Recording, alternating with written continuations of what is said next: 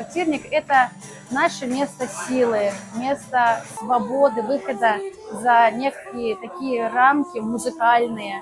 Здесь мы очень много импровизируем, здесь мы можем позволить себе петь в новых для нас жанрах.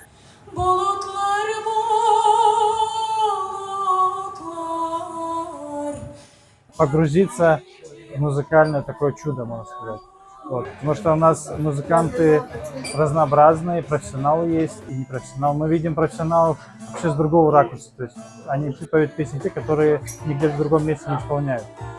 И также есть парни, девушки, которые никогда не выступают. Это возможность выступить. На английском языке, еще одна на русском и третья, основная, на крымско-татарском, в память Арсена Курсаитова.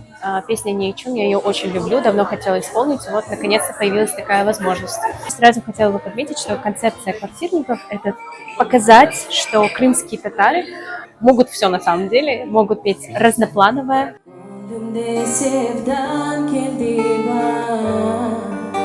Pek güzel, pek meraklı, pek beğendim akşamını.